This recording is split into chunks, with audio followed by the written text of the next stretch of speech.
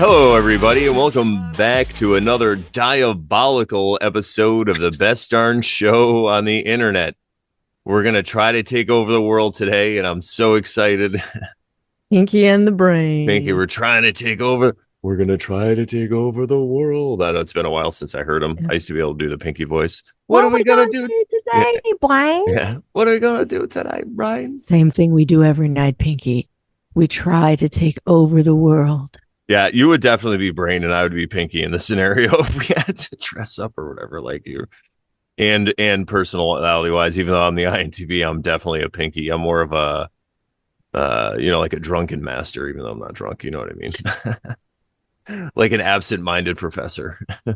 Anyway, yes. We have a guest today, and I'm excited. And we have a new thing, I think, where we're going to bring the guests in before we do the quote and the card and stuff, so then they could talk about it and it's less awkward. Right? I think I brought that up last week. So anyway, our guest this week needs no introduction. If you're a fan of the Over Sharon show, she is one of the behind the scenes member of the show, and we're always happy to get her on and talk to her.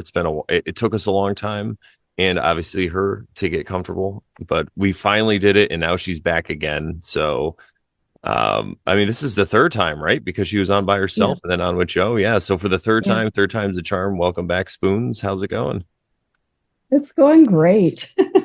Hopefully this time I don't disappear and reappear multiple times. Oh, yeah, I forgot about that. Yeah, she was doing magic last time, disappearing, reappearing. Exactly. Very INFP of me. Yeah, exactly. Right. Awesome. Well, I have a quote and I'm going to bring that up. Actually, we have two quick quotes. So let me do that. And of course, they moved everything around here. Oops. All right. So the first one I wanted to bring was actually a Bible quote.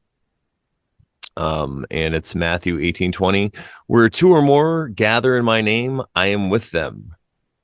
And the couple reasons I want to bring this up is because there are three of us, so there are two or more here. And this is something that, all of us have this background where we came through kind of a strict or a born again or Baptist kind of Christian thing. So we all have a lot of experience with that. And this was a quote or a Bible verse, I should say, that when I was younger always stuck with me. And I think it is very because people will throw out, they see that they're like sick of being a Christian and they throw it away or whatever, but then you come back to it and there's sometimes we have found that there is knowledge in there and wisdom. And this is one of the things that, like I said, always stuck with me.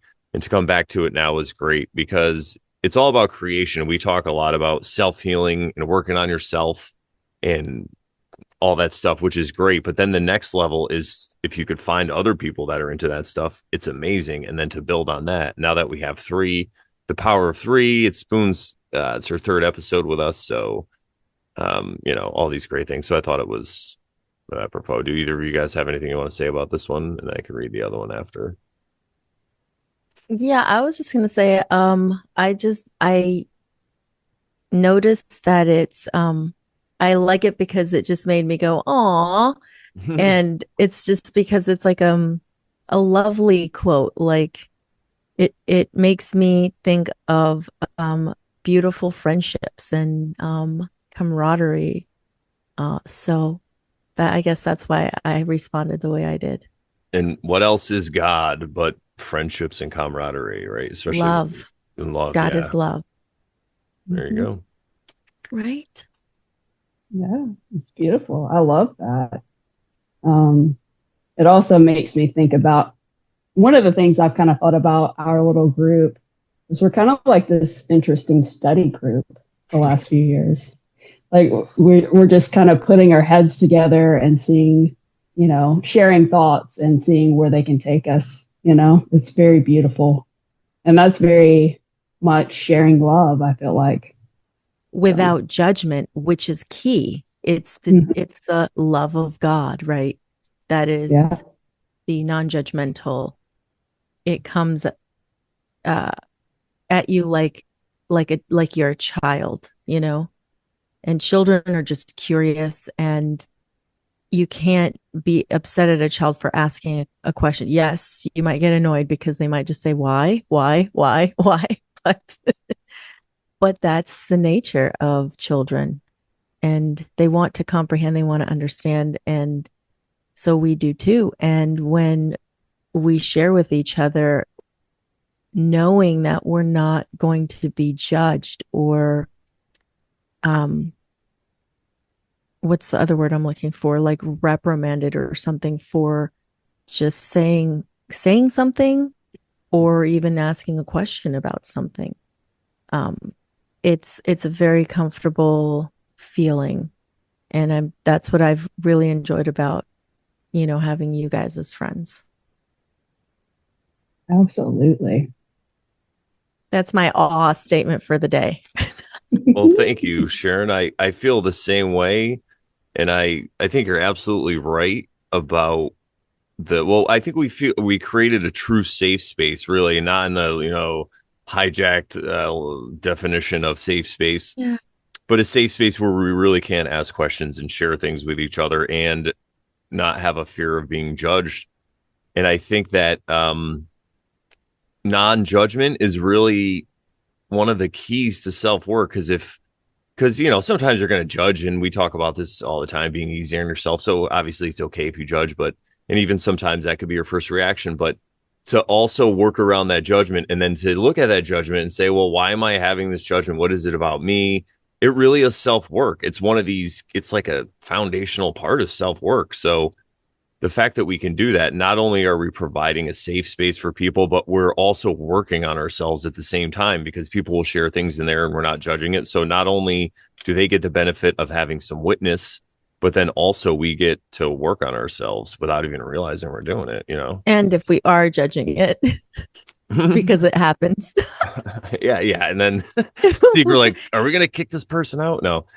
And that usually is only for when people are like, and it really never happens, but if they're like trying to start trouble or something. But if they're asking people kick questions, themselves out at that point, yeah. honestly.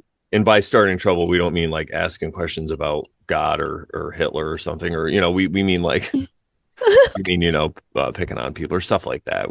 I think people get it, but yeah. And so I'm excited that we've been able to do that, because I feel like one of the fruits of that is this show, the Over Sharon show, and it's only gotten better and is better because of that community of people that we have. So thank you guys so much, everyone that's listening, and everyone's in the chat right now. You're a part of this too. So thank you. We have much gratitude for you guys. Yeah.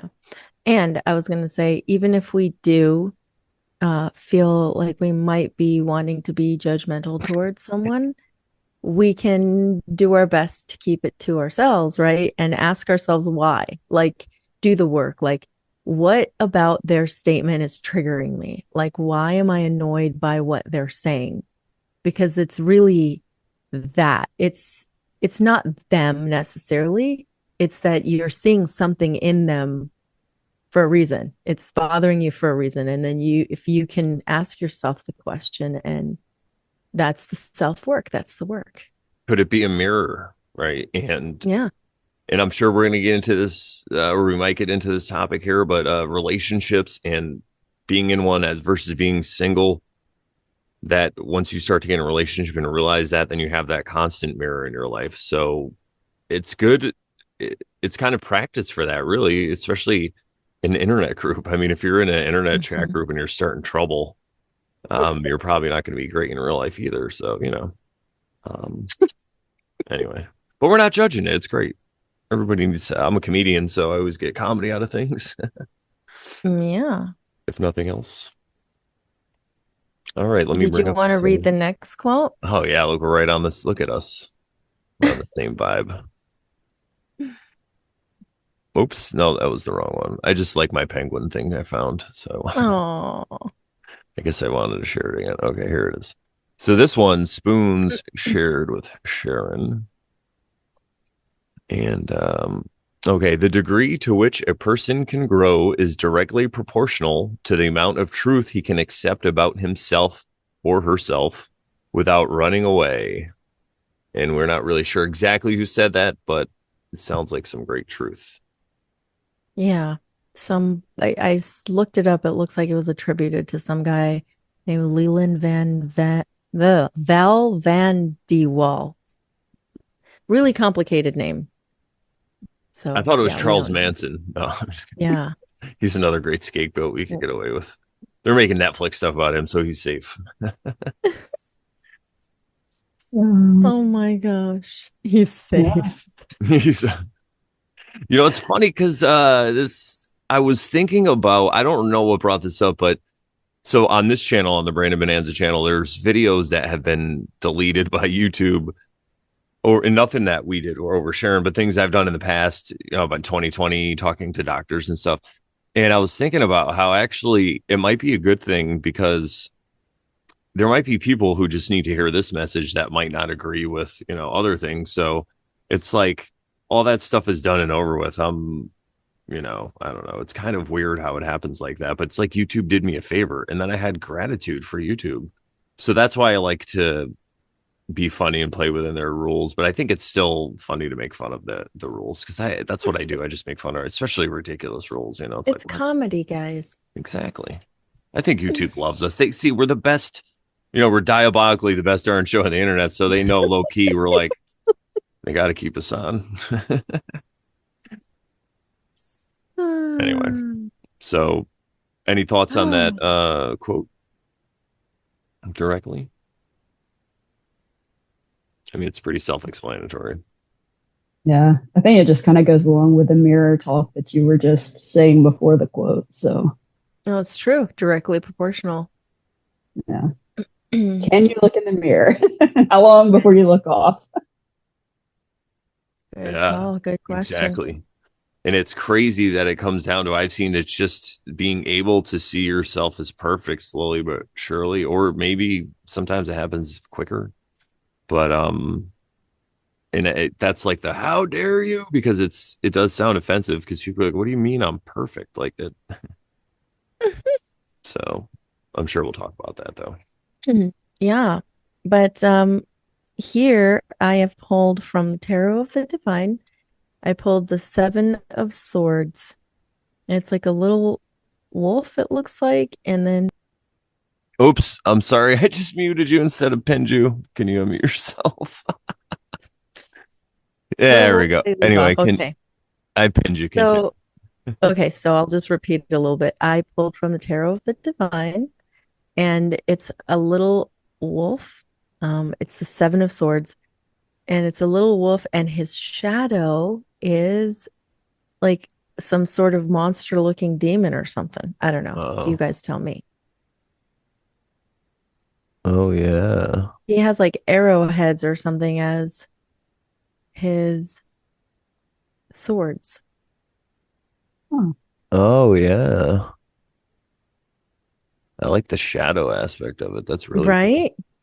So swords, the mental plane, right? Yeah. I'll just read from the book real quick and then we can talk. So this Tarot of the Divine. I've said it before, but I'll say it again. It says, inspired by deities, folklore, and fairy tales from around the world. So this particular one is Coyote, and he's from the Pacific Northwest.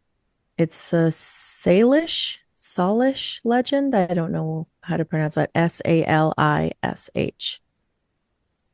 The Seven of Swords is a trickster, and the coyote represents deceit in all forms. That's hilarious because Brandon said diabolical. We did not plan this. It was Spoons' idea. Yeah, it was.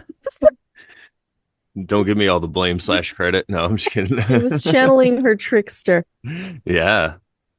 Okay, he represents deceit in all forms, from small pranks, which this was a prank, I would say, to terrible scandals. He is clever and manipulative, but more often than not, he is caught by his own schemes and has to pay dearly for them. Upright, it means strategy, cunning, thievery, cheating, manipulation, and reverse, it means conscience, confession, getting caught, outsmarted, and deception. Not wow. funny? I mean, Wile E. Coyote, anybody? That's crazy. It's like the exact archetype of Wile E. Coyote. He gets stuck in his own traps. That's hilarious. Ugh. That's too funny. Yeah, Is that's Wile E. why. Coyote from the Pacific Northwest? Arizona, but he might have migrated down. He was in the desert, I think. But yeah, it really goes to show a lot of those Looney Tune cartoons. I haven't talked about this recently. It's crazy. Maybe that's why I thought of it. But also, they have the concept of the angel and the devil on the shoulders, which is really cool. And I've seen in a couple cartoons, and I might have talked about this on the show, but where they shake hands and they agree on things and they like make the guy Yes. do something or whatever. Yeah. That reminds me of Good Omens. Yeah. It's like the coming together of the dark and the Crowley and light, right? Aziraphale. Yeah. So these concepts are everywhere and they're really attractive to people, but they just, I think, you put them where you can. That's what art is about, I think. Good art, anyway, great art. Wow. That's so crazy because I just sent you some screenshots of the book, Good Omens, because as I was listening to the audiobook, like some stuff stuck out to me and I was just like, holy smokes, this is crazy.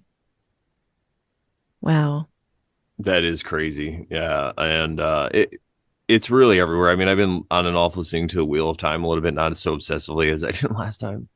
But yeah, it really, and it reminds me of Dune and Lord of the Rings and where I find things. So it's funny that what we talk about, not only is it everywhere, but it just comes up as it's like we're attracting it because we're into it, kind of.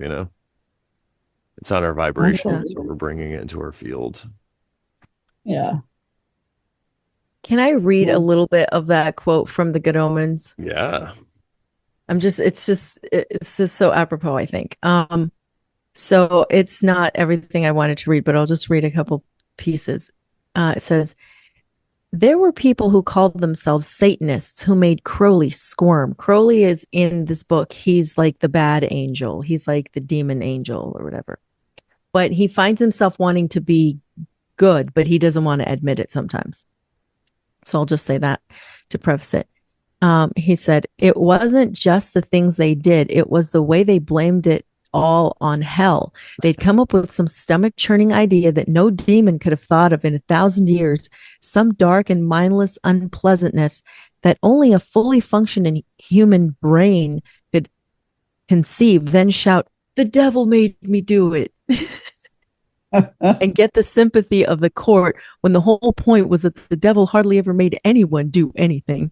He didn't have to. That was what some humans found hard to understand. Hell wasn't a major reservoir of evil any more than heaven, in Crowley's opinion. Any more than heaven, in Crowley's opinion, was a fountain of goodness. They were just sides in the great cosmic chess game. Where you found the real McCoy, the real grace, and the real heart-stopping evil was right inside the human mind. Exactly. Free will. We summon the demons or the angels, right? To aid us. They're not the ones influencing us. It's wait, an inverted idea? Come on, stop it. Another inverted idea we've been covered here. Like our friend Joe likes to say, it's what are what does he say? The magnetic filings. Oh yeah, the iron filings, the iron magnetic filings field. and what they attract, Yeah, the magnetic field. Yeah. Mm-hmm. Yeah. So again, another example where it's in art and it's displayed well. And see, that's the thing. You could put it in a story and people aren't going to be like, oh, how dare you, Yeah. And this was a good story. It was a good audiobook, and it's a little bit different than the show.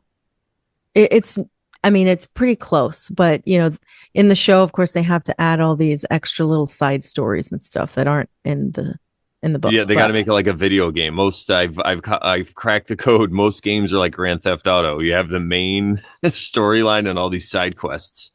It's like, is this Grand Theft Auto 12? Is this what I'm watching? But you called it Ozark. I mean, I like the show. It was good, but I think I should write that down. I think I might have a bit. Like, yeah. But no, I think I changed my stance on like mainstream pop and entertainment. I think it is good to get into some entertainment once in a while and take a break from all this, because a lot of we get so serious about self-work and all this stuff and diving into these topics, and a lot of us hermit and we just like we'll read the Bhagavad Gita or whatever it is, or But I think it is good to get some fiction in. It's another way to work these ideas in, and like we said, you start to see in your life and stuff. So Yeah, there's a lot of patterns and things you start to see when you read fiction. And I mean, they give you ideas and they give you insight as well. and even TV, I think what makes it more dangerous is when people identify with the main character and all the struggles, because then you Mm. get mad and you feel like a victim when things happen to him. But when you're just watching objectively, like, oh, like this guy's causing all his own problems, like he's the one. You're like Denzel Washington, why did you ever mess with a demon in that movie Fall? And it's like, why just leave the demon alone? You would have been fine. Like, but you thought you could. So anyway, yeah, Then you can apply that to yourself. You can yeah. watch the show, right? And you're like, that guy's causing his own problems. Then you can take yourself, zoom out, and go, now where am I causing all my own problems too? Mhm. Yeah. Right. And yeah, in this way, I guess you're identifying with the character in a little way, but you're using it in an inverted way, in a better way. Yeah, I like that. Yeah. Cool. So there really are no evil devices or things. TV itself isn't evil, or books or whatever. Yeah. They're just tools, as we always say. Yeah. So, well, we have Spoons on again today because we wanted to kind of get more into the topic of the healing process. And she had some insights and some, I guess she has been recently unraveling a lot of things and she wanted to share with us. And I appreciate it. So, without further ado, I don't know how we're going to like go through this, but we can just start with wherever Spoons wants to start. No pressure. That's the interesting part with this, because it's like, where do you start? You think you're starting from the beginning, but I don't know. That's the funny thing with the healing process. It's like when you start pulling a string, you realize you didn't just start pulling it. It's been being pulled for like a month or years before that, even sometimes. I, I So I look at it more but I look at it more as really just becoming yourself, finding your voice, accepting who you really are. And in a way, yeah, it's there. It comes a point where it's really not even healing. And I know like a lot of people don't even like to call it healing because of this or that. And here on the Over Sharon show, we don't get too affixed with words, so we're cool. But You can call it um, that, or yeah, decide because I, not I to. Or do like the word healing, especially in the beginning. But it really is though more than just healing. It's just a at the end of the day, it's take a drink, growth. everybody. Yeah, it seemed really growth in just realizing that you are perfect and there really is nothing to do, because it's all those things that we think we have to do, I think, that are getting in our way, But anyway, continue. yeah. I mean, yeah. One of those revelations I think I had at one point was even just thinking about the work. That's doing the work. Yeah. You don't even have to take the step. Just being open to think about it, that's a step. It Awareness. might take you 10 years to get to that next step, but hey, you're still doing the work. Yeah. Just being open. But yeah, so I don't know. I kind of, after our letting go episode, I had this thing where I really just decided I really wanted to start building up community locally, because I have a lot of friends, but everybody is so spread out. And I'm not able to travel like I was last year since I've quit my job. So I'm like, I need to invest in my local community and start building some things. And I'm like, how does one even start this process? So what I decided was my first step was I'm going to sign up to do another Reiki class. And I had signed up previously, like a couple of years ago with Michelle, and we did a Reiki course. And I did all of that just for self work. And I signed up for this one with the intention of building local community and also starting to actually work with clients. So it was kind of interesting because that was all I thought about. And the class was about a month out. And then all these other steps started appearing.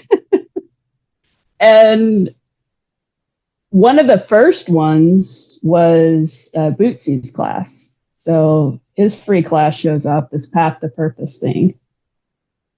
And I take it and I'm getting really clear on, okay, here's what my purpose is. It's about assisting people.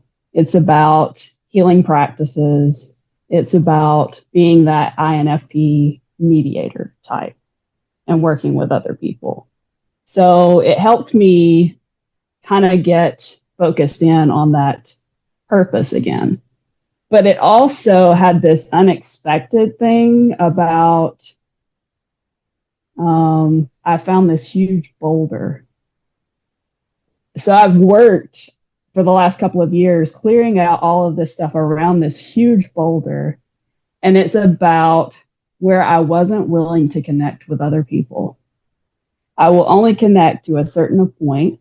And then I'm going to say, okay, that's close enough. You're getting too close. I need my space, or I'm going to run away, or I'm going to disconnect. I'm going to avoid whatever it is there. And then I was like, oh, so this is why I haven't been building community locally. If I really want to do this purpose that I'm saying I want to do, I have to figure out how to dislodge this boulder. And it was this really interesting thing. It's like, okay, well, you have a choice here. You can just say, I'm fine. We can still go on existing just as we have. We're happy, we're fine. There's nothing wrong with how you're existing. Or we can want more. And we can do the hard work and figure out how to take those next steps. And it was tough, man. I sat there for days with that, thinking, okay, I know I have all of the tools I need to let this boulder go. I don't need it. It's not protecting me. It's blocking me. I have all the boundary work. There's nothing there that's needed, but it's my comfortable place. And are you willing to let that go? And it took a while, and I did let it go. And when I let it go, there was like this flurry of other things that came out with it, which is just, it's always messy like that. I think when you have something big like that you shift and move to allow yourself to be really open.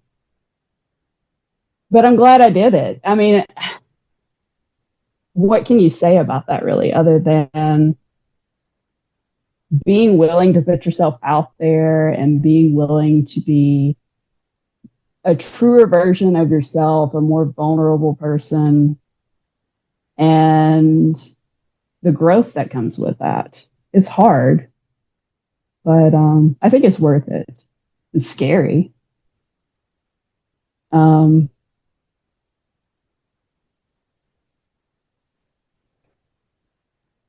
But yeah, I had a lot of things that happened with that. So I started having a lot of symptoms, I guess you would say. I had a lot of visual changes, hearing changes, sense of smell, all of this stuff sort of shifted. Because once I actually removed that blockage, it was a third eye blockage. So it's like a sensory it was a sensory blockage, and all of my senses felt like they had to readjust after that. It was really strange. I had about 9 days where I couldn't work because I couldn't drive because I couldn't see well. Oh, wow. Yeah, I was having those visual migraines. So I don't have like pain typically when I have a migraine the last few years. But I'll have like all these colors that happen. Yeah, I remember you talking about that. Yep. Yeah, so I had about 8 or 9 days of just that, like these crazy colors, and it would just kind of come and go. And wow. Yeah, it was just really strange. all of these different, I had like a lot of pressure type sensations around my head and my neck and even some in my chest. It's like muscles were realigning and I don't know, my posture changed, all sorts of interesting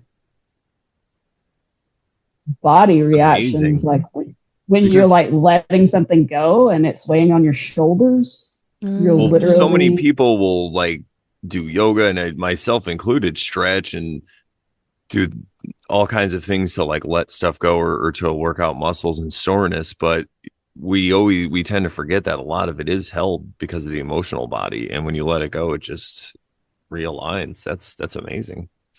yeah. It is crazy. Because you think, well, if you're really just doing this all in your mind, and there was no Right. physical things that Yeah. happened that should have caused all these reactions. Yeah. And it was very strange, to say the least. Amazing. Yeah.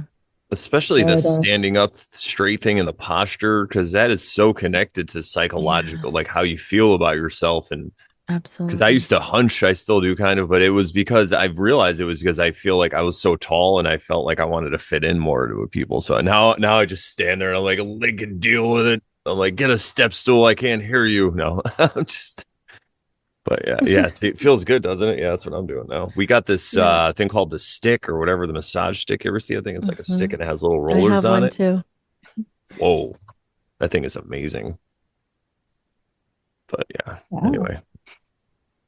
yeah, it's just I don't know. It's crazy all of the different things that I've sort of had happen over the last couple of months. And, it just kind of keeps unraveling into other things where you see, oh, I really was just getting in my own way with this, with this stuff, which was fine. It didn't hurt anything to be the way I was, but it could be so much better and you could have better connections with people if you're actually open to that possibility. It just answered a lot of questions like, when I would try to get certain things going and they would just fall apart. It's like, well, it's because you're sitting on the edge of it. You're sort Mm. of in it, but you're not really in the project, you know? Like, and I think that's a very INFP thing to do because we dream. We dream, we create, we daydream a lot, and trying to bring that into the real world is almost impossible, it seems a lot of times. But one of the things that I connected with the INFP stuff is we're always taking pictures and we're never in them. And it's almost like if you put yourself in the picture, it brings it into reality and it breaks the daydream.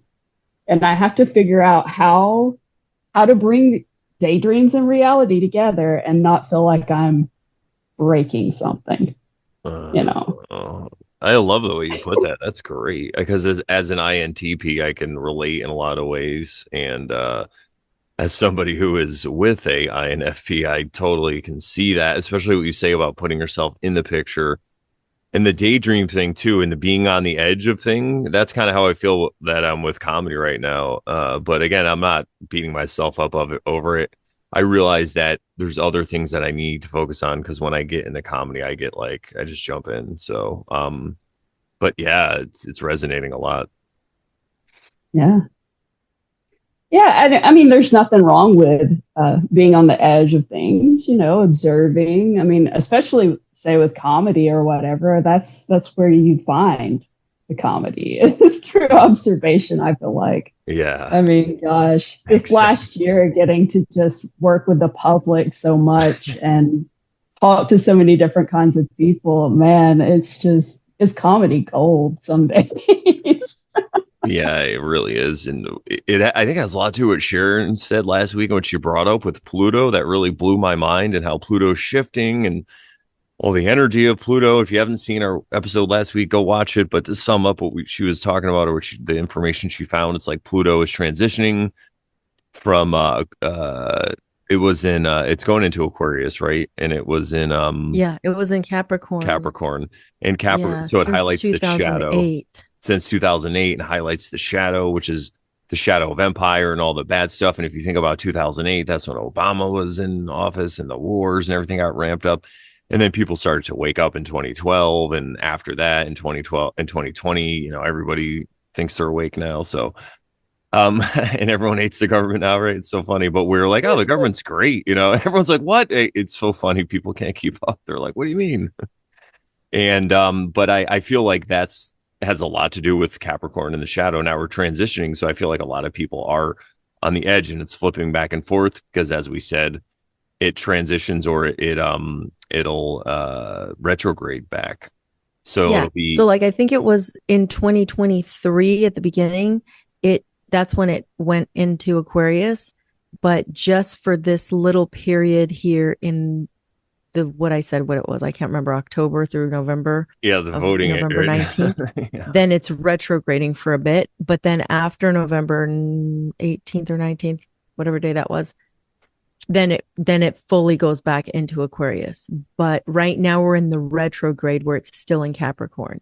And synchronistically, what have we been talking about for the past few months on the show? Letting go. And I think that's huge when you get a change like this, is to let go of the old way and to embrace the new one. It's not that we demonize the old way or there's nothing wrong with it, but if you're feeling a different way, you go with the feelings, you ride the tide. I feel like that's what intuition really is all about, listening to that inner voice. And if you have this collective consciousness that we're all plugged into, the tide's changing, things are changing, and it feels like we're keeping up with it. And that's why we're having these amazing synchronicities happening in our life, opportunities are opening for us, more things for us to be grateful for. Sure, we're still going through negative things, bad things still happen, but when they do, I feel like I could speak for all three of us. We kind of try to look for how it Silver can help lining. us and what we could be grateful. I don't even want to say the good in it, because what is good and bad, right? We look at what Yeah. we could be grateful for. What is this trying to tell us? What message is this sending to us? So I feel like as we come into this new shifting of Pluto and stuff and all this stuff with the way things are, right? With the new normal or whatever, I feel like that's why we're crushing it and we're doing so well, is because we're on the edge of all this stuff. And it's not to be like egoic or whatever. We're just riding the tides. We're like cosmic Yeah. surfers or whatever. We're that capybara riding the caiman down that river, Yeah. Absolutely.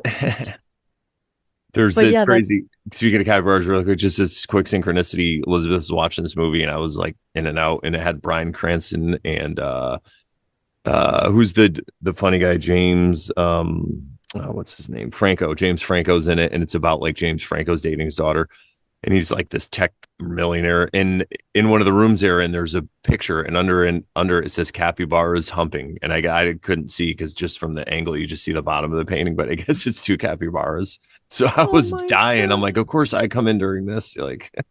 That's hilarious. Yeah, so people are getting it about the capybaras, they get it. I know. They're great little animals. But yeah, I was gonna say that's another reason that everything you were saying, Brandon. Another reason why we've also been hermiting, because this energy is whatever it is, it's just like hitting us hard. And I guess I talked about how I've been hit by it too, and how I've been dealing with it. But yeah, I don't think I've been hit as hard as Spoons and Brandon, but still.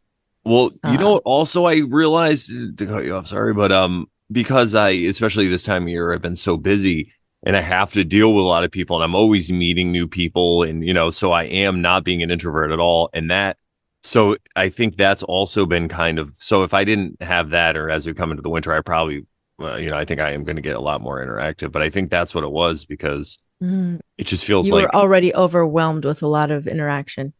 that, exactly, and a lot of the mental space kind of, and that along with that realization that I talked about on the last show, that I've been having this epiphany or whatever. I'm so dramatic. I've been having these great epiphanies. Aren't I awesome? No. But it's like, I love to make fun of myself. But yeah, so I think that's really what the mixture is. But we'll see how it goes. And I feel excited for what's coming up because I feel like the wintertime is when I'm always very creative. The summer's so hot and you're just enjoying everything, but the winter, it's like you could buckle down. So, but we'll see. Yeah. So I don't know. I was thinking about like some other things that sort of happened that showed up. There was this other class that showed up like right after Owen's class, and it's called The Spirit of Your Business. It was a Colette Baron Reed class. She does tarot decks and different things. But so this class showed up, and I was like, okay, I think I want to sign up for this, and I don't really know why. But then I realized it was about building a Reiki business. So I had signed up for Reiki classes and was planning to take Reiki clients, but for some reason it didn't occur to me that I might need to consider my business. That is insane, Spoons. I never would have thought that. So I clarify my purpose, and then I, get another free course that's about finding what your business is. And yeah, this is a great example for everybody. I could maybe clip or refer people to this part, but when people ask me, like, do you have a plan for what you're going to do in the future? It's like, yeah, this is how the plans work out for people like us.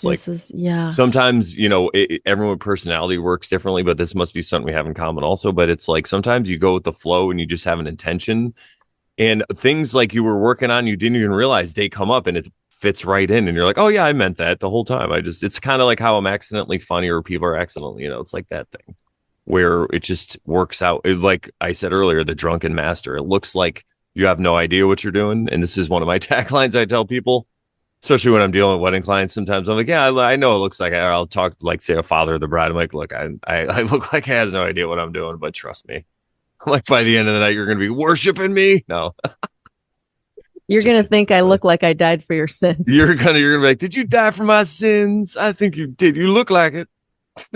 I feel like it after tonight. No, but yeah, so I just wanted to highlight that because it's really it goes along with trusting the universe, and people like us, I feel like we probably have been doing it our whole life in one degree or another and just haven't realized it, Yes, for sure.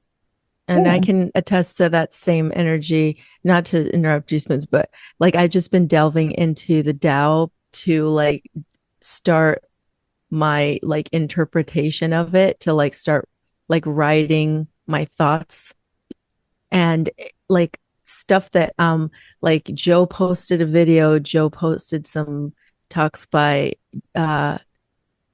what's his name, Vivekananda, and some other stuff. And I was just I just listened to the first minute or two, and then it's that's exactly why what I was just reading in the Tao, that all it brings it together. It makes sense. And it's just crazy.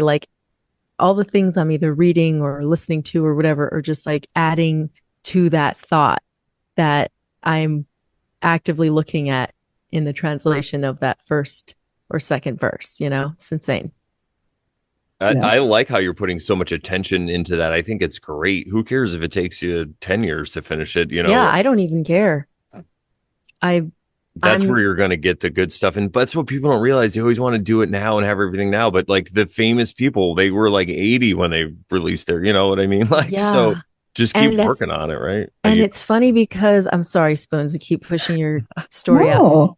It's funny because I am usually the type that's I want it done, but I'm so enjoying this deep dive.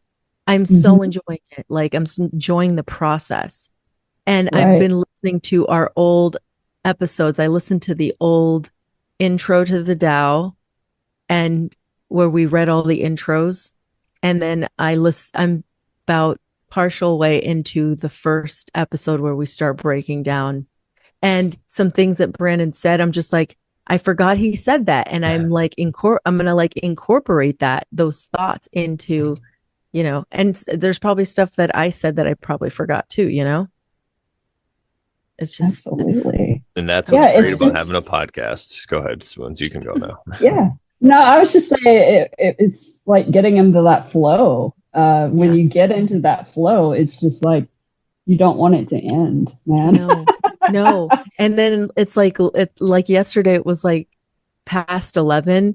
And then Cody comes in with his toothbrush. And I'm like, yeah, I better close this down because I won't stop. Like, I just won't. I just won't. 100%. But yeah, I mean, it is funny thinking about how things will just start showing up in your life when you set an intention or you start one of these processes. It Yes. really is like if you think about it, I've came across this boulder or whatever, and it's what does God always say? Give your worries to Him, and Mm-hmm. He'll exchange it for you. Surrender. Right. Right? Yeah, and that's all it is. It's like giving over your worries and accepting what the universe, God, whatever you want to call it, provides for you. Mm-hmm. And it'll be even better than you could have pictured And if you're just open to it. to take it a step further, you could even say you, right? As in me, it's like, oh, wait, maybe it's my unconscious plan that I don't even realize I have. But so many people don't want to say that because, like, oh, it's egoic. But no, It's under too that, it's woo-woo. fucking scary too, because if somebody hates themselves, they don't want to be following their own plan because they don't even trust themselves, right? So there's these layers of psychology to it, but we could call it God or the universe, but also your higher self. Give yourself Yes, some your higher credit, self. everybody. And of course, I'm not like breaking on spoons or anything, but she gets this too. I know. But it's really, what if it is your plan, but it's not the plan of your ego, because any plan you're going to make and write down comes from your ego, right? It's like what you think is going to be right. But there's this part of you that you don't have direct contact with. Like I said earlier, it works more of in an intuitional feeling kind of way. And that's the part of you that has the fucking plan, that knows. And as you trust that, it is like trusting God, and it is giving your worries over to your higher self, not your ego. Your ego is here to make podcasts and, whatever, talk to people and think about things, but the rest of you is here for a purpose, and you could just kind of follow it and whatever it takes. And that's what Spoons was saying about the Bible. And we say this constantly on the show, but if you're new, welcome. Thank you so much. Make sure you hit like, subscribe, all that fun stuff. But really what it's about is there's this way things work, and you could figure out and align yourself with it, or you don't. And if you don't, it's fine, and you just keep getting these signs and things happen to you, and it seems like you're having bad luck or whatever it seems.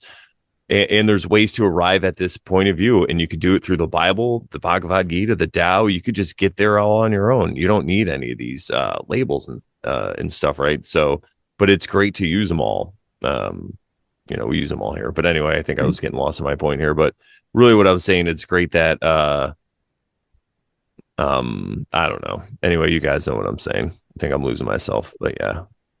I get so excited sometimes when I hear some good things. I'm just like, I want to talk about it anyway. Absolutely. Yeah. So like as I dove into like the spirit of my business stuff, I realized like my hangups about not taking on clients, it was a couple of different things.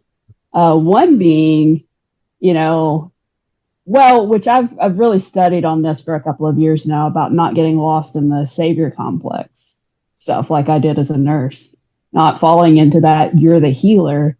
You're just facilitating people to heal themselves for the most part.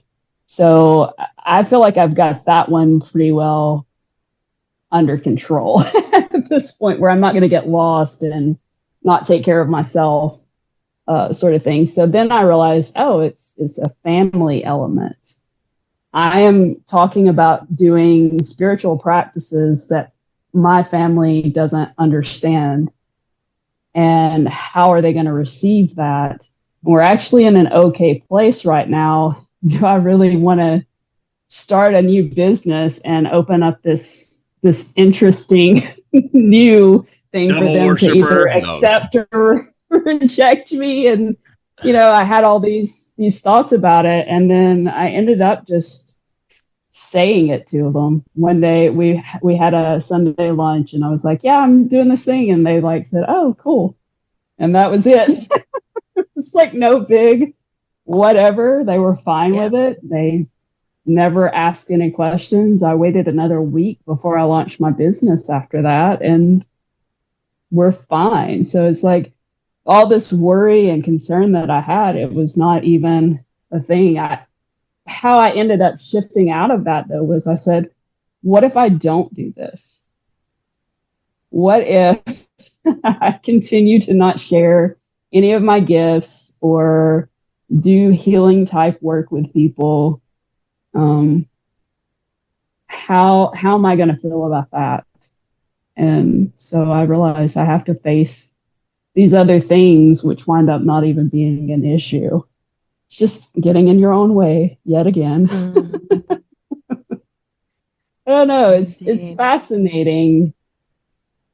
It makes you wonder how much of your reality is real sometimes. Like how much of your problems are actual problems and how much of them are just a fear. You know? Could it be all? 100%. Yeah, right.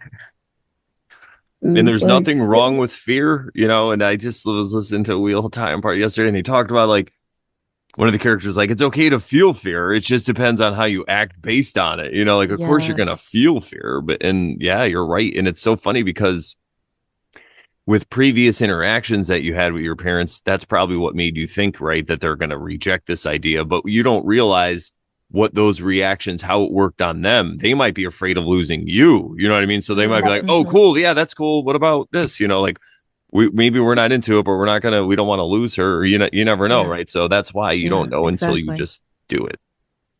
Yeah. Yeah. And I think there's probably some of that was going on because we actually had a conversation a couple of months ago, my mom and I, where she was telling me about a conversation with one of her friends who had asked about me, and they were like, I can't believe she just up and quit her job and now she's doing rideshare. I just can't even picture that. And my mom's like, she's the happiest I've ever seen her. And it's like, wow. Okay.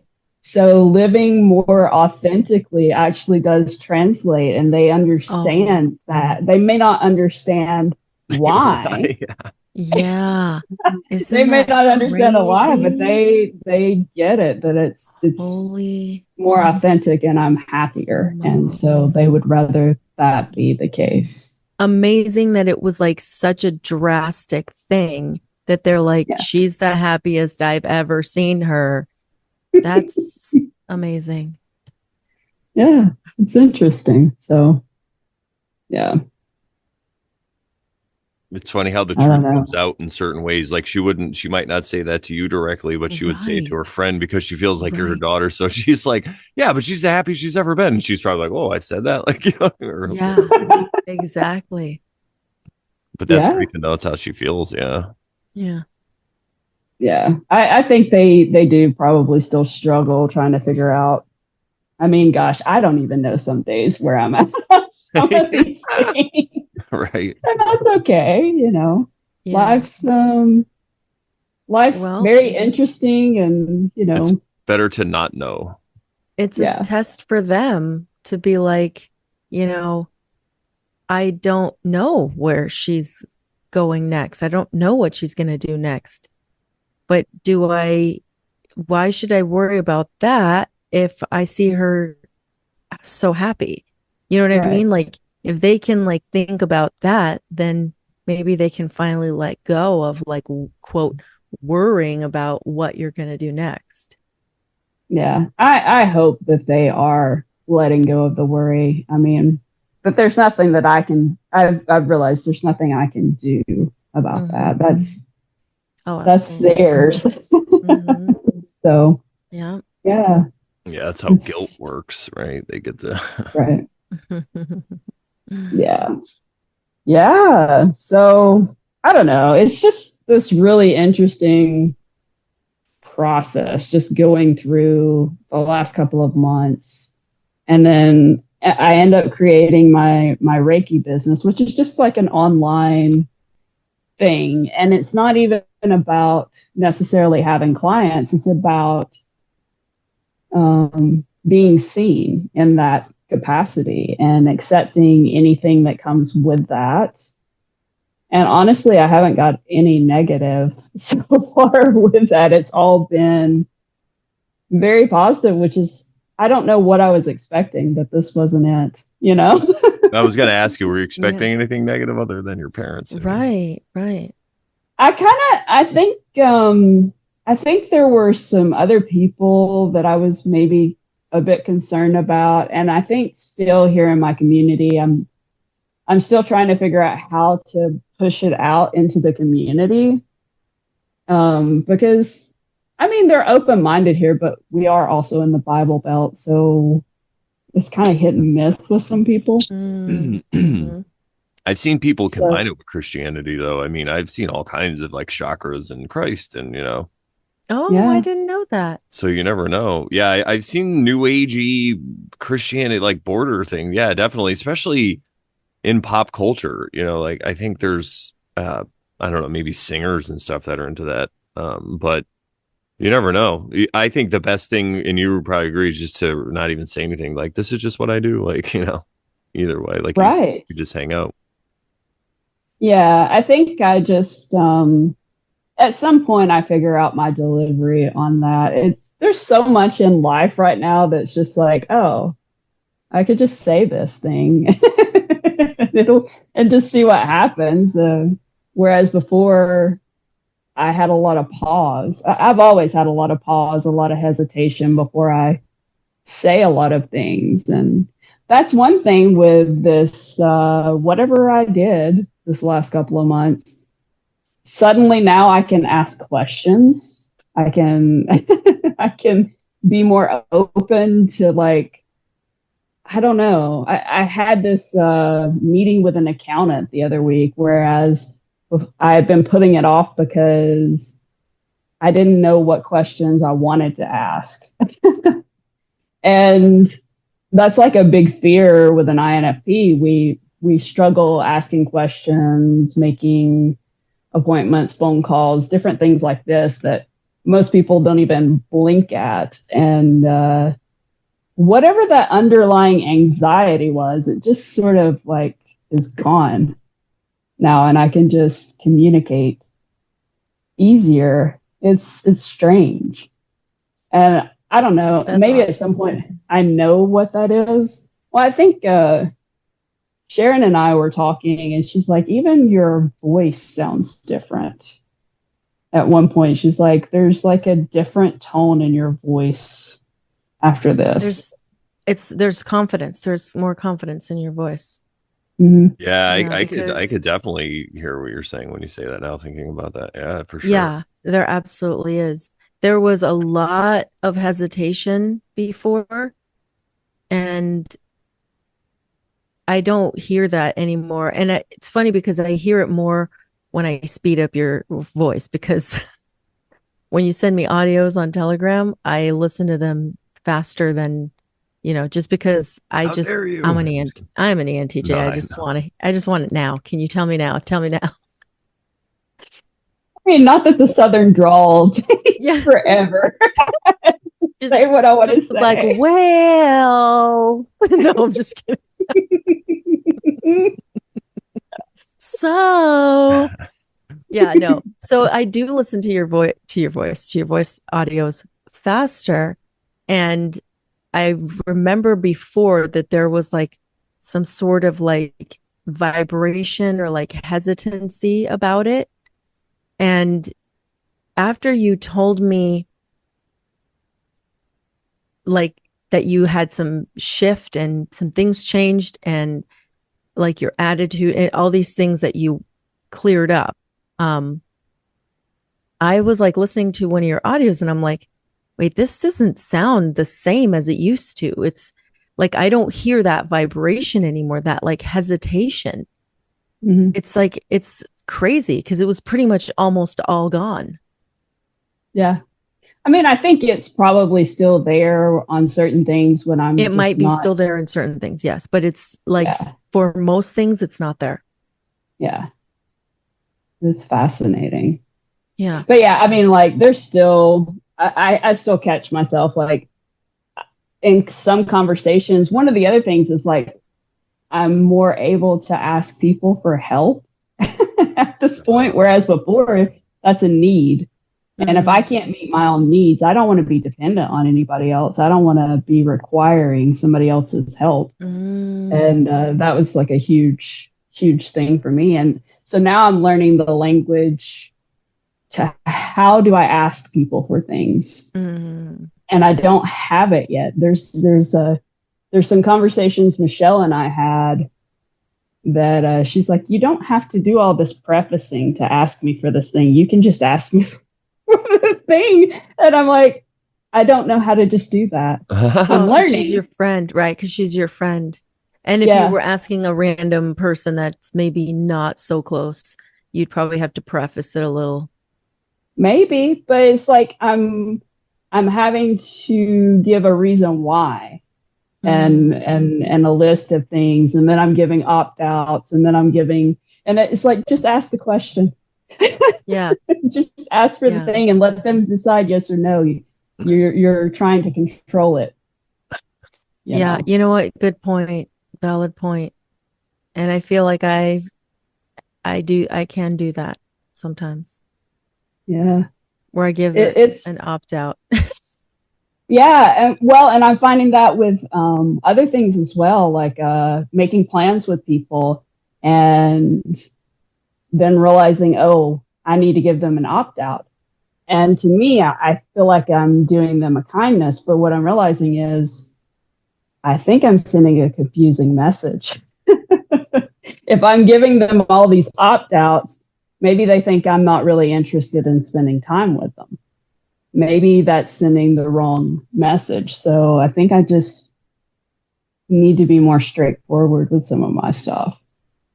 So, and I guess that's similar to a previous, healing that I did a couple of years ago where I had to clean up my language about um, speaking things in sarcasm and stuff like that. Like I had to Hmm. eliminate a lot of that from my life because I've realized how it was sort of even just having that in your mind, how it kind of manifests the thing you don't want instead of thinking on the Mm. things that you do want.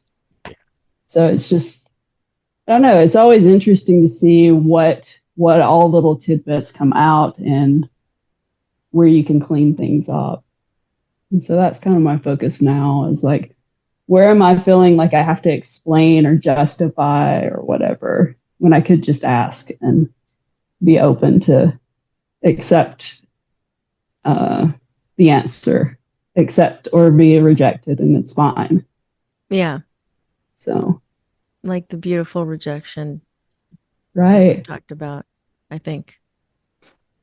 Yeah, that was, I ended up writing like a little poetry about that when when that third eye blew open. Oh man, that was like, Okay, I don't know if we know that story, so if you want to share, please. yeah. So, when we were talking about like the visual migraines and all that stuff, as I kind of opened up to that, all those sensory changes, I also had a lot of poetry and stories that just kind of flowed out.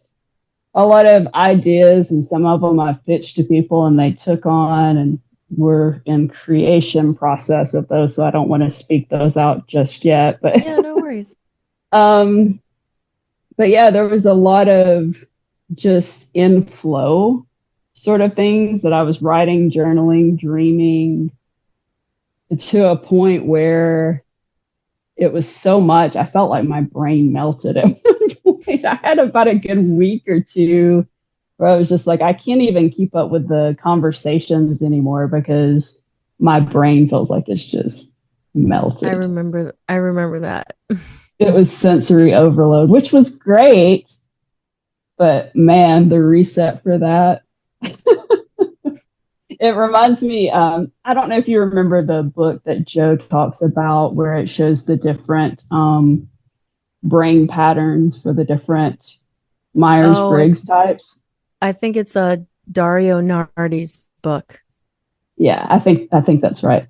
It was talking about the INFP brain and how it works and how you're receiving all of this. It's kind of like a sensory overload, like you're Mhm. processing, processing, processing, and then you get to a point where you just stop because you're overloaded and it just sort of everything. It's kind of like a paper jam. He explains it differently, but the way I think of it is like a printer and a paper jam. Like you're just printing out all the stuff, and then all of a sudden, catastrophe. It might just be, you got to take one little piece apart and you can fix the printer, or it might be one of those deals where it takes a while to fix it because you got so many pieces messed up. But yeah, I definitely had one of those bigger moments of meltdown. It was fine. That was your third eye blowing open. Yeah. Yeah. And like so that happened after I kind of let go of that boulder of needing people or whatever. It opened all those sensory things up, and it changed everything. And when I went to that Reiki class, they were checking the chakras, like you use a little pendulum and hover over the chakras. And she started from the bottom and worked her way up. And when she got to the third eye, it felt like that pendulum dipped into like a dark hole or something. It was just like, so it wasn't just me kind of imagining that. Like they gasped, the two girls that were in the class with me. They were like, I don't know if it physically dropped or what. It was so funny. I was it like, hit you. It didn't touch me, but man, it felt strange. It felt like somebody just zoomed in. It's so funny. They're like, we think you should take over the class. So. It was interesting. Like, so I've done Reiki before, and it was different this time because my senses were more open. And so I got a lot more visual things when I worked with people. Like, I got to see one person's inner child. Like, I got this beautiful vision of this little girl sitting on a beach. Wow. And like a bird flying in and this beautiful sunrise. And it was just kind of amazing. And then the other girl, it was also like a ocean type setting, and she was a mermaid. Oh, It was just like these really intense sort of visual messages that I got to share, which if I hadn't removed that boulder, there's no way I would have got to those visual connections. So it's like, it's not only like connecting with people, it was connecting with source. It was all that stuff sort of opening up this interesting flow. Mm. And then whenever I was on the table and they were, getting messages or whatever, having their Reiki session, one girl said it was like she was cleaning a window, like of the third eye. She's just in there cleaning the window off. Nice. Wow. And while I was letting them do that, I had the worst dizzy spells. Really? Just laying there, like the vertigo stuff. Wow. Which, if you read the Louise Hay stuff, that's about loss of control. And I don't know, it was just funny letting people in to your energy and the loss of control that comes with that. I could see that. Oh my God. Did I ever tell everybody I live with an INFP? No, this is nothing bad against her at all, but this is such an insight into the mind of an INFP. I love this. And it's crazy because, like I say, of course I got to make it about me, but it's an INTP that I am. It's so many things in common, but then there's inversions on certain things. It's so crazy, but like all this work is about once you take time to step back and look and realize that, like we've been talking about this entire show, really, when you work in harmony with other people, just great things happen. Absolutely. And yeah, I was just going to ask also, do you feel like previous to this, you preferred things to go your way more, right? And that's like the control thing, right? You've you want it, and we talk about this a lot on the show, where you kind of have a expectation of the way things are going to go, and you want it to go that way, and when it doesn't, it kind of shatters your day. But now it sounds to me now like you're just open and excited to what happens. Yeah, it's really the process of learning not to write the story, to let things happen. And not that there's anything wrong writing the story, you're just cornering yourself when you do that.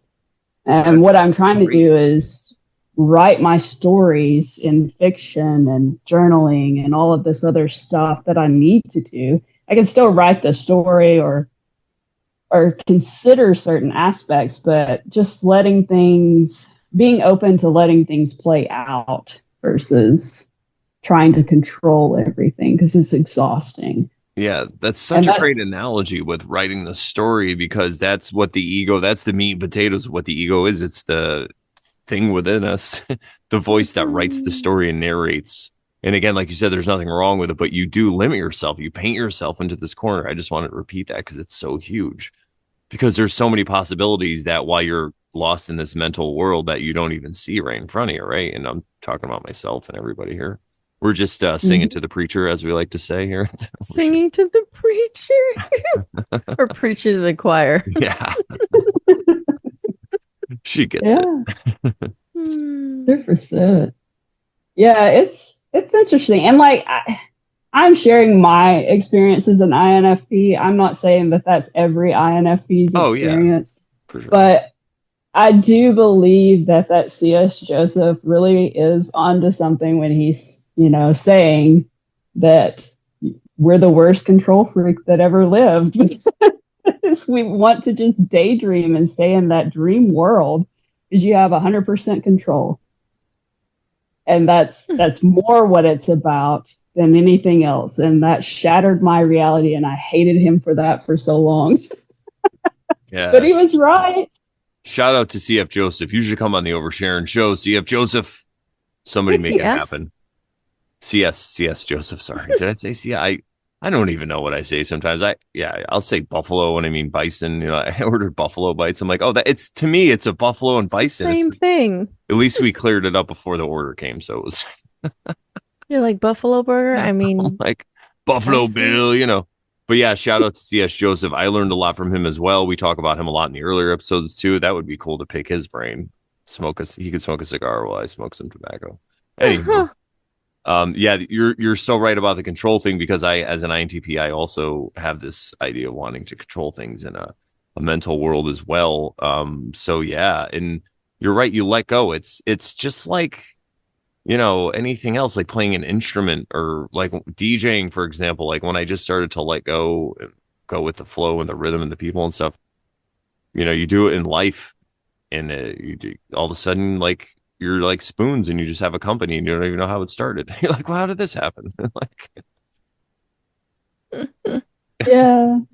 It's kind of like, okay, well, maybe I do something with this and maybe I don't. Maybe it's just another one of those things. And it's an experience too, though, right? You have business experience now, at least and if it doesn't work, that's fine. And if it works, you're not attached to the outcome, right? Like the Tao, right? Right. Yeah. Yeah, I think it's more about just learning how to be authentic and also not get wrapped up in an identity again. So that's another piece of that, because I don't want to get wrapped up in that like I got wrapped up in the nurse thing. Yeah.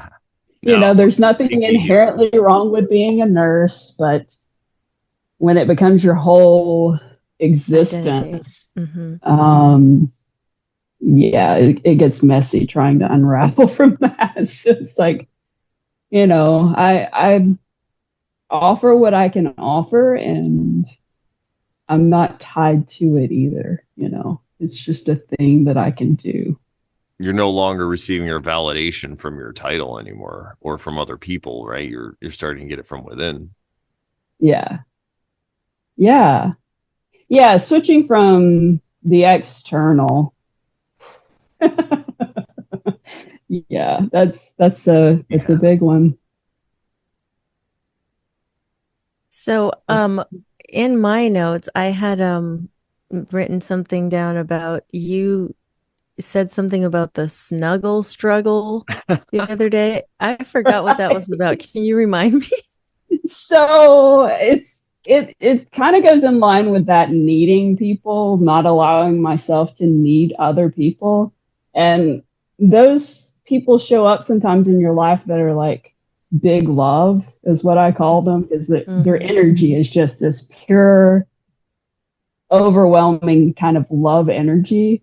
And that scares the shit out of me. It's just like, it terrifies me. And Michelle's one of those people that shows up in a big love sort of way. Oh yeah, And yeah, so she was hard for me in a lot of ways. And we've talked about this. But I said somehow she figured out this I guess I call it what did we call it? The snuggle struggle or whatever. So it's kind of like cat energy. So, I kind of have this cat energy where I'm just like, I'm going to approach you as I feel comfortable or whatever. I'm never going to be like, run up and whatever. Like a dog. Not puppy energy, not dog energy. Yeah. Yeah. It's like curious, but if you give me too much, I'm going to go away. But somehow Michelle managed to figure out how to hold me. And I struggled in that snuggle. I did.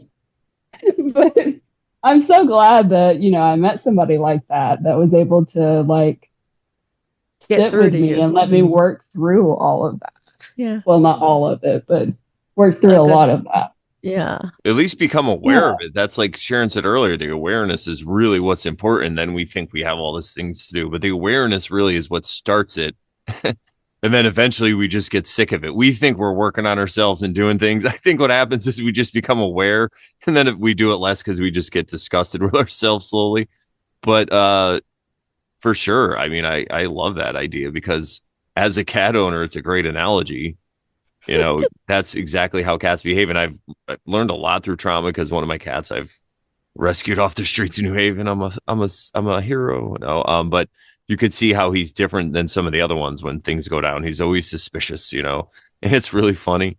And I was thinking about that the other day with cats and dogs, how cats have more of a feminine energy where it's more of like a receiving receptive where it's not coming out to greet you and stuff, and it's another good analogy for masculine and feminine energy, actually.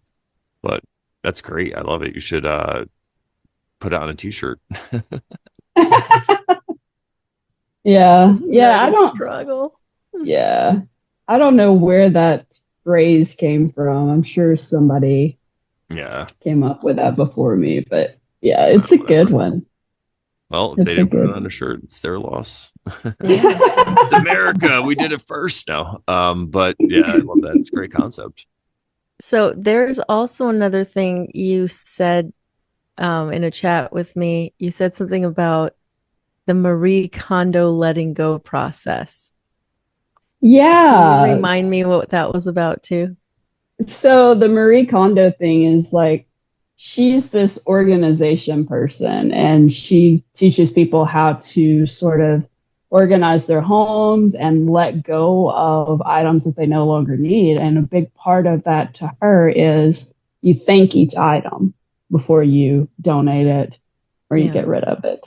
You ask if it brings you joy first, and then it's not one of your joy items, then you thank it for giving you the joy that it did when it did, and then you let it go. So I think that's a good way to kind of also look at your letting go process. You just look at each item and just say, thank you for what you've given to me. And, that's part of that loving and accepting yourself, those older versions, and just letting it go, letting it be. So that was like a really fun revelation during all of this too. Reminding me about that. Yeah. Thank you for your service, emotion, or pain, or whatever. We just went through Veterans Day. Thank you for saying that, though, because I actually did listen to one of her audiobooks and, in true Brandon fashion, when I was moving out, oh, shoot, Okay, I'm good. I just moved my chair. When I was moving out in 2020, I was like in hyper mode to try to get rid of a lot of things and go through things and stuff. And I was using that method, but like in hyper mode, it was great. But it does work really well because as somebody who is a collector of things, sometimes you feel bad sometimes because we live it. Yeah, I think we've talked about this on the show before, though, but we live in this society where everything is just like throw away. Everything's just like temporary, just throw it away. Right. And so a lot of people have this, they have guilt, probably even unconscious guilt. So they hold on to things. And, you see Hoard. shows, hoarders, right? Opposite. Exactly. It's the opposite of that. And so, but this whole notion of thanking things for what it is and realizing what it is, and then also realizing material isn't even real and in an aspect in realizing it's all just energy. But if you thank it, right, it's so huge. So yeah, thanks for bringing that up. But that's what I was doing. I was like, all right, thank you, thank you, thank you. I'm just throwing things in the garbage, like thank you, thank you. Like it was so, because she describes this eloquent process, and you're like, and I'm just like in hyper mode, like, yeah, thank you, thank you, thank you. You were Thank the hyper. couch as I throw it out the window, like You were recognizing in hyper speed I that was. the item did not bring you any more joy, so you were done with it. So that's Yeah. okay. Yeah. Doesn't So matter that's, how quickly or not quickly you do it. yeah, you're right. Yeah. Exactly. Just that you do it. And it's just like the finding your own way up the mountain, right? I took her idea and I just applied it my own way. I'm like, thank you, thank you, thank you. Thank you But for your yeah, service. thank you for your service. And it's a synchronistic thing that you bring up because it's something I've been doing because I went to my parents' house and I had, I've gone through these phases in my life where I just had like tons of clothes and stuff. So I was getting rid of stuff and I wanted to give it away. So I didn't want to throw it all away, but I've been doing that Yeah. too and thanking it and coming across some cool things. So, yeah, it's just, another thing Any I think we Pendleton can agree shirts? with. Just kidding. No, I'm not getting rid of any of those. I didn't think so. Those are, oh yes, I should find a way to get sponsored by Pendleton and Wildling. This shirt though actually is just a Columbia shirt. We found this store in Maine while we were there. That's like a better, more low budget Marshalls. Like the lights are Oh, like, it's a chain though, but the lights are, it's like dingy, but it's great. And I got this Columbia, it was like Oh, nice. $12, and it's, Nice. yeah, anyway, it's cotton, so I'm Nice. good. But anywho, yeah, I forgot what I was saying. But Sorry, I oh interrupted no, you. no, no, you're good. Oh yeah, getting rid of things. Yeah. I think that's huge. yeah.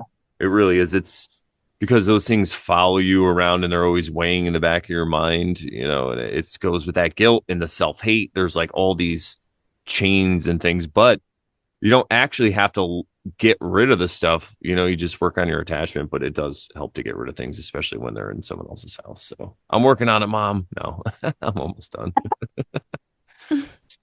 Oh, yeah. Yeah. Well, I have one more thing, unless you had something to say. Were you continuing on your list? I don't know. I feel like I've covered Okay. most of it. Yeah. Okay. So then I have, I guess, maybe one more question for you. You talked about how you visualize the scale of consciousness Oh yeah. as a Oh, staircase. yes. So if you Yes. wanted to talk about that a little bit. So that goes back to Owen's class, about the path to purpose, because he talks about that map of consciousness. And what he had us do in one of those exercises was thought loops and kind of attaching them to that scale. And so you could kind of see in real time where you're at on that scale. And it kind of made it appear in my mind as this staircase and how you go up and down in that scale from moment to moment sometimes. It was very interesting. It was very helpful to me. But it's one of those things, like I've always felt like, well, I'm all over this map of consciousness. I don't feel like I fit one particular spot, but somehow mapping those thought loops helped me kind of see. Identify it. Yeah. Yeah. It That's was helpful. That's a good way yeah. to look at it and think about it. And it made this really good connection, which was kind of a connection I knew about a fear of anger. So I've struggled for years with this about how do you express anger in a healthy way? It's a good question for everyone. Yeah, because I saw it expressed in a lot of unhealthy ways. And so it was always scary to me to kind of express it because I didn't want to be I didn't want to do these violent other things. Or yeah. And so that was another thing that blockage was about. It was about embracing anger in a healthy way. Mm-hmm. And of course, that led to some really interesting shifts in my rideshare experiences. Yeah, I had several situations pop up after that where I had to use kind of righteous anger. I actually had to be like pretty put up a boundary. Yeah, pretty intense with some people. And I was like, oh, I can do this and not actually get lost in it. It was really cool kind of experience. Like anger doesn't have to be your enemy. It just is a thing. It becomes a great tool, actually. Yeah. Right. Yeah. I've struggled that myself too, because I've noticed sometimes like angry and then like 2 seconds later, I'm not even mad anymore. And now I'm at the point where I do that too. And I'm a giant man, so I could just raise my voice. And if I have to in a situation, and it works. And like you said, you don't have to get attached because there is a rush. There's a feeling you're expressing yourself. All like the eyes are on you. Everyone's like, holy shit, this person's gonna, in my case, I mean, who knows? I'm a giant man. But look at that. That guy looked like he died for our sins. And now he's about to take us with him. Take him. Yeah.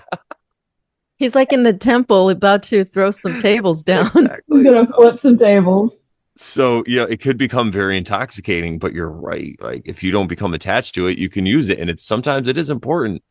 That's why time and time again, especially on the show, we crush these or we just break these whole, like maybe sacred cows of like, there's only one way to do it and there's a right and a wrong and you can never be angry or you can never do this or, this is wrong. And it's funny because as we go through the Tao, we're learning about all these contradictions, right? And it's like maybe during this time it's okay to do this, right? And, whatever, but that is really important. I think a healthy use of the anger, because if it's a feeling inside you, it's not wrong, right? It's just how you express it, and sometimes you can even laugh and use it as comedy, and or sometimes, like you said, you can use that in a probably intoxicated person on a rideshare through a rideshare relationship that you have with them, right? I don't want to implicate names. Yeah. Well, I'll tell you this story. It's actually not a long story. It's I picked up this guy, and I have these rules with my rideshare. Like if somebody has bad energy, I don't pick them up. I just drive past them. And this guy had bad energy, but I drove like 25 minutes to pick him up. And so I was like, I really need the money, and it's a 2 or 3 minute car ride. I can deal with bad energy for 2 or 3 minutes. And so I picked him up, and I think that was one to validate when I read somebody as bad energy, I have to honor that. Listen to yourself. Because this guy, in the span of the 3 minute car ride, went from, he accused me of all sorts of things. He was from Russia. I don't know why he was here, because he obviously hated Americans. And he was talking about how we bombed Japan and all of these things. And he was just like putting it all on me. And I'm like, I don't know what you're talking about, man. And then he gave me some kind of a prescription for death. I don't even remember exactly what it was. But I mean, like, in the span of 3 minutes, this man accused me of genocide and prescribed me a quick death. And I'm just like, wow. So did now you try to get him to take a personality test? No, I'm just no. Like, was he a cult leader? I have no idea what the Just dude's kidding. deal was, but when we got to the end, I was like, "Get the hell out of my car now," because he still wanted to sit there and try to say stuff to me, and I thought, I will figure out a way how to manhandle you out of this car if I have to. I was so mad, but I also didn't give him fear or anger. I just told him get out, because he was obviously a psychopath, Yeah. and he wanted either fear Yeah. or Energy vampire, right? Yes. yeah. That's what he was trying to invoke, Oh, and I was yeah. like, I'm not giving you either of those things. Get the hell out of my car. It's like, sorry, I watched that show. I've seen a couple episodes of it too. It's really funny with the the modern day vampires. What is it? Anywho, there's modern day vampires, but it's kind of like The Office. It's like funny, and there's a reality camera TV show following around these. But one of them's just an energy vampire. Like he's and he can ruin it for the regular vampires. Like if he gets them first, they're like the blood isn't nutritious, and he just sits there and talks about like, I have a bunion on my toe, and like, oh my God. and he works in an office in a cubicle. Oh, Sharon, you would love this show. I'll look it up as we talk right now because I got to stop just talking about shows and not giving the name. It's a great talent I have, but yeah, you're right about the energy thing. That's crazy. He wasn't probably even drunk. He was just like, I'm gonna freak out on this person, and you didn't give it to him. Yeah. So good for you. No, I didn't give it to him, and I got to exercise that righteous anger that I was concerned about. And I was like, well, if I lose it on somebody, I'm not going to feel bad if I'm losing it on this guy after he prescribed me to die for something that has nothing to do with me, basically.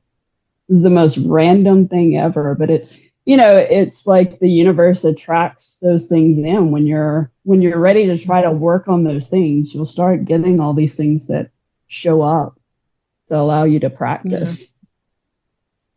Yeah. So I been trying to, if situations come up where it's just like unpleasant or I'm not liking it, I try to remember to thank the universe for bringing it to me. Yeah. But even still, I'm just like, serenity now.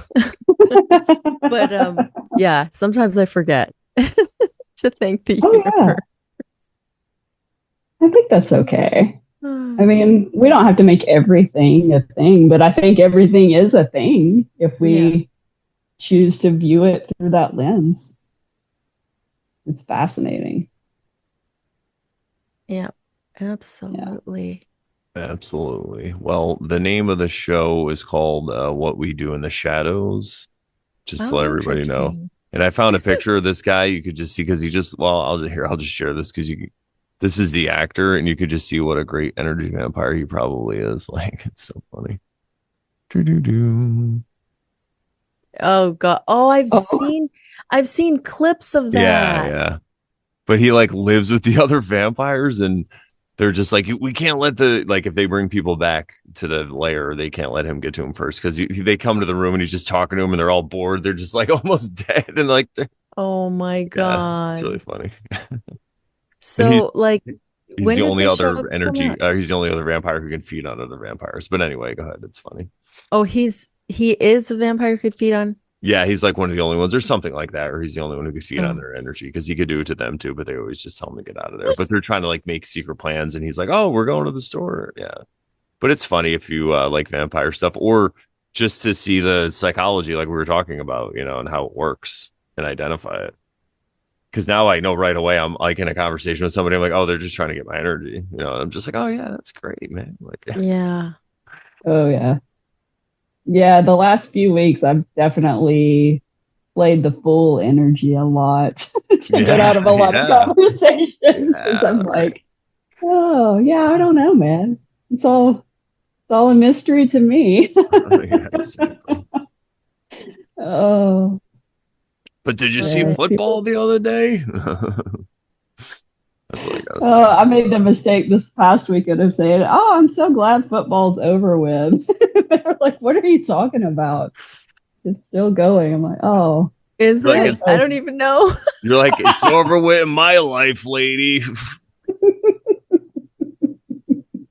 Yeah, no, that's funny you say that because Elizabeth asked me for some reason. She's like, when does it go till? I'm like, I think it goes till the end of January, I believe. Oh yeah, of course. Yeah.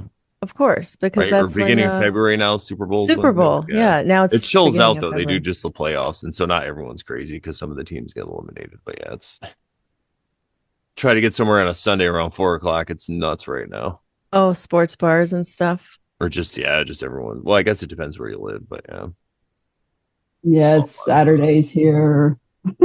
we've had a new guilty pleasure lately of just driving, like when we go hiking and stuff, whatever. But it's getting darker early, and we're driving around all these neighborhoods, and people just have like their windows wide open and with lights on. You could just see, and everyone. So we're driving around looking and like judging people if they have art on their wall or not. It's great. It's not really judging, obviously, but having a good time. But it's interesting though. Just People watching. yeah, it is. It's right in That's their own home, but they're that's the allowing it. That's politically what blows my that's mind. the I'm like, politically correct way Yeah. of saying judging people. We're people just watching. people watching. Yeah, we're just conduits. But yeah, no, it doesn't. Anyway, yeah, people watching is very interesting. It is I'll tell indeed. you that. Well, what do you guys think? Spoons. What are we gonna say? I think, I mean, I hope like the things I shared were somewhat helpful to people. Well, I could It's say they still helped me kind a of, bunch, so thank you very much. If anyone didn't get anything out of it, screw them. No, it's a great perspective, if nothing else. But it definitely, as a person who lives with an INFP, and I try to understand other people, like it was a great insight, and it made a lot of sense to me, especially as an INTP. So thank you. yeah. Yeah, it's hard kind of when you're rearranging your whole world to make sure that you get all the pieces that make it make sense to other people. But hopefully those came across. It's just like a snapshot of what it might look like if you're going through like a healing process or a big transition in life. Some of the things that could happen, and we always say have supportive people around you. Know your people that you can go to when things are going on and changing in your life, so you're not alone in these sort of things. And listen to yourself because the answers are all in there. You just have to figure out what's the best way for you to do it, in all of these things, I think. So. Absolutely. Indeed. Yeah, very well put. Thank you. And speaking of people watching, thank you everybody for watching us, because we're people and you've been watching us for a good time now, a good while. Thank you. Shout out to the chat. Thank you guys for being here. Sharon, were you going to say something? Go ahead. I don't want to. Oh, I mean, I was just going to thank Spoons for. Go ahead. Yeah. I was just going to say thank you because it helps me to hear people's stories and to hear just the spectrum of different experiences that people have when doing this work. Yeah, everybody's a little different, so it's always going to look different, but I like to hear the stories. Yeah, that's really what this show is about. Oh, yeah. You're welcome anytime. That's really what, when we started to have guests, that's what we wanted to do, was share and overshare about life experiences. And because I think, like we always say, you can't really give anyone advice, right? You can't really help anybody. You could obviously be a healer and stuff like this and guide people around the path, but you can't, what I'm really trying to say is you can't lead a horse. You can lead a horse to water, but you can't make it drink, right? But I think sharing stories, that's really what always helped me, was listening to podcasts where people share their own personal experience with things. I mean, so it's cool that you've been here since the beginning, and that's exactly what you're doing. And that's what we're still doing. We're killing it. Over 3 years, everybody. Yeah. So, and speaking of that, morelawsmoreproblems.com. That's the website. Click on the Oversharing tab for all your oversharing needs there. And again, another shout out to the chat. Thank you guys for hanging out. We have a chat every Thursday when we're live or when we premiere, like we're doing today. So make sure you come and hang out, like the video, share, subscribe, all that fun stuff. And I wanted to say to thank both of you lovely ladies, because not only is it amazing to be on this podcast with you, but I feel like this is a podcast. I mean, most of the shows I go back and I like to watch, but this is like stuff I like to watch too. And to be able to create content like that, talk about the topics that are really important to me, the most important topics that I could talk about on a public platform, like on the side, I might like want to talk about history and stuff like that. But on a public platform, like this is the most important message because even other subjects I'm into, like what could have really happened in history or all these other things, I think they can be better talked about with other people or even interpreted by them if they work on themselves and lose their attachment to how they think things were. Right. So for me to even talk about stuff like Absolutely. that on a show Huge. is it's great and it's a good message that people that do it. But I feel like this, and maybe I'm just being egoic, but talking about stuff like this, I think is one of the most important things. Because Oh, what huge. more is more important than working on yourself and seeing the world for really what it is and realizing you're not a victim? Because from there, Know thyself. know thyself, right? That's what we're doing. So thank you guys for both for this because you make it possible. And it's been a I really great appreciate it. ride, and it's amazing to tell people. I brag all the time that I have a podcast. Everybody I talk to, it's funny. I have a joke now with with Elizabeth where I'm like, I'm a wedding DJ, right? Because I fit that into a lot of conversations too. Because I'm a great self promoter. So we were at this used record store we were at, and she's like, "You already told the guy you're a wedding DJ, like when we left." So now I'm always like, "Hey, I have something really important we have to talk about." I'm like, first I have to tell you I'm a wedding DJ. So yeah, I like to And second of all, that I have a yeah, show. I have a podcast. I don't know if you guys know this, but the Random Bonanza Show. Sorry, channel. And then yeah, I've been in gas stations and talked to people at the Bhagavad Gita and they whip their phone out. I'm like, subscribe here and make them go to YouTube and subscribe. So yeah, I'm out there pounding it. But anyway, Nice. back to what I was saying. Yeah, this is really, like I said, the most important thing for me to talk about, and it's to bring it in a way where I could just kind of sit here and then just be funny when I want to and stuff. It's cool. I feel like I'm really fulfilling my purpose here. So thank you guys. I do too. I feel like that is the same for me. And I wouldn't be doing it if I didn't feel like it was part of my purpose. Yeah, like So, people say, "Oh, you get paid for doing podcast?" Like sometimes you talk to people, and it's like, "No, but listen, we're not talking about the moon now, right?" Yeah, well, that's because I have a podcast and we're talking. No, but I'm like, it's. I feel like that's the best way to express it. It's kind of like I'm fulfilling my purpose in a way, and it makes me feel great. yeah. So that's why I do it. It doesn't matter that I'm not whatever. People aren't showering us with dollars, like whatever. Yeah, and the thing too is like you could jokingly say like you're getting paid by God. Yeah, exactly. And we could say whatever we want within the YouTube limits, which is great. Yeah, because God endorses what we say here. Yeah, yeah. There you go. Could it be? Is that a new thing that we're gonna say? Yeah, I think. Could it be that God endorses this? Yeah, there you go. What do we say to the good people, Sharon? God is Like our God sponsor. endorses. Yeah, God. Yeah. This the Over Sharon show brought to you by God, her or himself or itself. Brought to you God, by, the universe, and everything. and like I said And earlier, is it just you? The Over Sharon show brought to you by you. You brought this show to yourself. Thank you. Thank you for bringing it to you. We appreciate it. Oh, I feel That's like our we circled sponsor. back to diabolical. We are. We're taking over the world. See, and people didn't even realize because we didn't talk about it. We just did it. You're welcome, dude, world. I feel like it's the Sesame Street type thing. Like this podcast has been sponsored by God, the universe, and everything, and the number 42. Yeah, let them figure that out. God, I love it. I love it. Oh my God. I think we have to use that at some point. Yeah, I think we shall. I like it. All right. Well, I think we could end this episode right now. And Without, sorry. is there anything, Spoons, you want to share? How about how do people get to your Yes. new business? Yeah, sorry, Sharon. We're That's like what I we're meant right to on the ask. same. We're just Yeah, so I did start an Instagram for my business. It's called The Balanced Spoon, and the handle is The Balanced Spoon and the number 11.